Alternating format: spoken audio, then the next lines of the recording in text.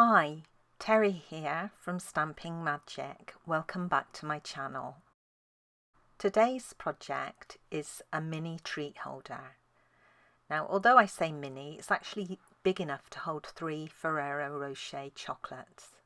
The paper comes from the Flowers for Every Season 6-inch Designer Series paper pack, and the sentiment comes from the Celebration Tidings stamp set.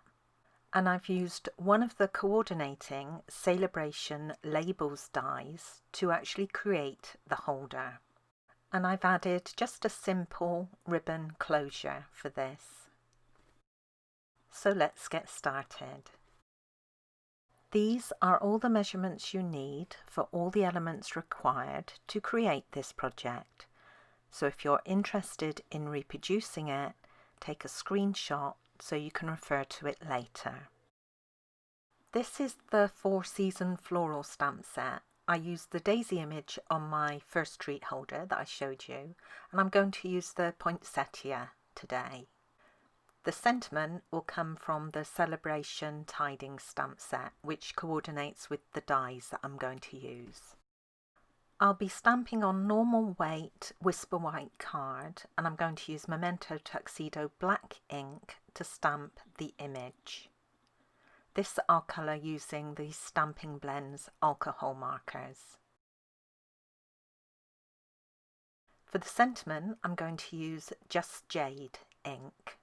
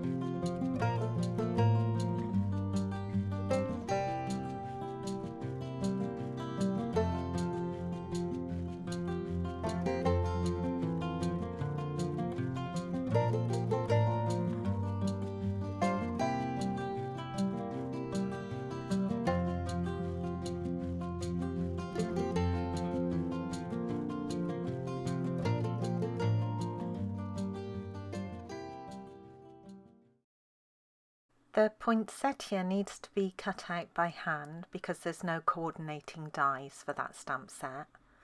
And for the sentiment, I'm going to use one of the stitched So Sweetly dies, and this is one size up from the smallest. And when I die cut it, I'm going to make sure that the sentiment is towards the right hand side. I have a piece of the Flowers for Every Season Designer Series paper here. I also have some Just Jade cardstock and some gold foil. All of these will be die cut using some of the Celebration Labels dies. I'm using the 2 frond type dies to die cut from the gold foil, and then the largest label die for my Just Jade, and then one size down for my pattern paper. My paper doesn't really have a directional pattern, so I can die cut this as one whole piece and then cut it in half. If you have got a directional pattern on your paper, you want to die cut it in 2 separate pieces. So die cut one half and then move the die up and die cut another section. If you have die cut your paper as one piece, you could, if you wanted to, adhere it to your Just Jade die cut straight away as one piece. But this would mean that your pattern paper continues along the base of your treat holder, which if you don't mind that, then go ahead and do it. I'm going to cut mine in half, and conveniently there's a little notch on this die cut at the halfway point, so you just line that up and cut it. I'm now going to do the scoring required for this little treat holder, and I'm using my Simply scoreboard to do this. So I've got my Just Jade die cut, and I've also got the piece I need to create the little tray for the bottom of my holder. And this you want to score on all sides at 1/2 inch. Now for the die cut, on my Simply scoreboard I've marked the 6-inch groove, and I'm going to line the centre of the die cut up with that groove. I'm going to hold it in place and then score down at 5 3/8 of an inch and 6 5/8 of an inch. Now I can't do the scoring if I move it into the top left corner, because the measurement I need actually falls within 2 grooves, which is why I've lined it up at the 6 inches and done the scoring. The only cutting required for the little tray is to create tabs on each of the 4 corners. To do that, I'm going to hold the longer side towards me and cut up the score line. Then I'm going to slant cut either side of that little tab that I've created. Then I can flip it round and repeat for the opposite side.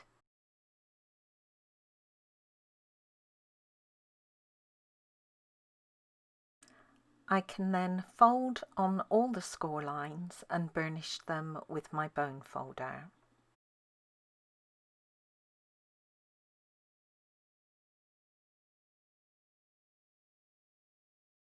To put the little tray together, all you need to do is add glue to each corner tab in turn.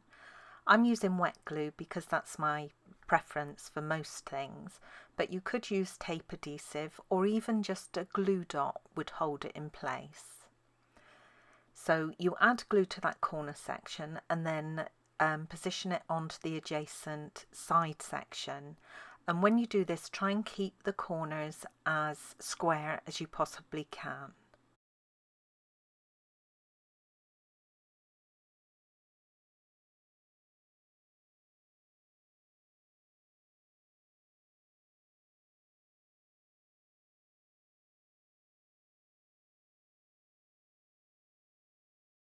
I'm now going to use a pencil and mark the position for the holes that my ribbon will thread through. And I'm going to do 2 on each side, and they're close to that centre little divot thing in the die. Not too close to the top edge so that the ribbon will tear through when you thread it. Probably about 1/4 inch or so down. Now I'm going to punch the holes using my crocodile, and with this you've got a bigger hole and a smaller hole, and I'm using the smaller hole. So I'm just lining those up with my pencil mark and punching them out. You could use any small hole punch to do this. I think these are about 1/8 of an inch, or you could use a pokey tool to create the holes. I can now fold on the 2 score lines and burnish them with my bone folder. And then I'm going to add the pattern paper pieces to each end of this. Now I'm lining up that centre groove, not quite sure what to call it, but that centre point in the paper and the die, and then just making sure it's as even as I can get it on both sides, and making a pencil mark down at the bottom where that score line is, and then I can bring in my guillotine and just chop it off at that point. I can then place this half onto the uncut one and mark where that one needs to be cut, and then chop that off with my guillotine as well.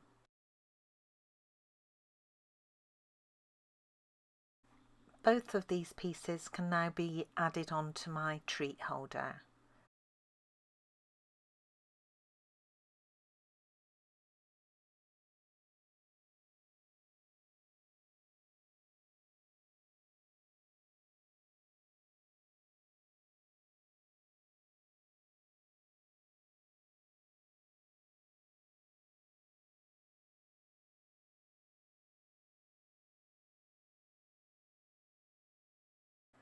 I can then add more glue to the base of the tray and position this onto the centre of my treat holder, and you just want to centre it. It doesn't quite meet the side edges, so centre it so you've got an even gap on either side. And if you really want to, you can add glue to the sides of the tray as well, but it's really not necessary. Then you can add your chocolate treats. I'm going to use some of our braided linen trim for the closure this time, and I've got approximately 11 inches. So I'm starting at the front and I'm just threading it through to the back and round and then back through to the front. And then I can tie a bow and trim off the ends.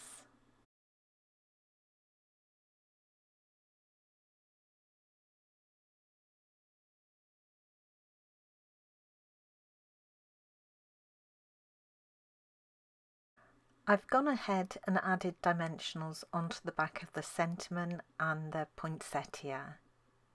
But on the poinsettia, I've only added them to the left-hand side.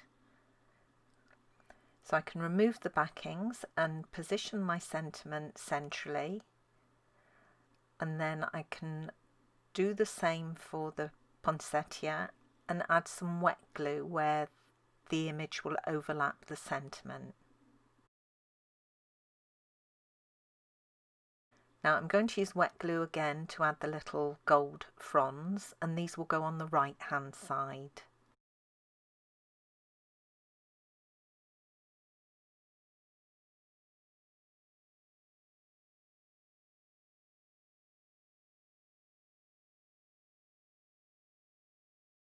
And that's it. That's my little treat holder complete. I think these would make lovely table decorations. Or just a little thank you gift for someone for Christmas. And here's another look at my original one. Now the cardstock used for this one is Misty Moonlight. The flower and the ribbon is in Daffodil Delight, although in the paper it's actually Bumblebee. The sentiment comes from the Celebration Tidings stamp set again. And I have made one more, and this one was made completely from the Boho Indigo product medley kit. The cardstock again was Misty Moonlight. Thank you for joining me today. I hope you enjoyed this project. If you did, please give it a thumbs up and don't forget to subscribe and hit that notifications bell so you don't miss out on any future videos. Bye for now.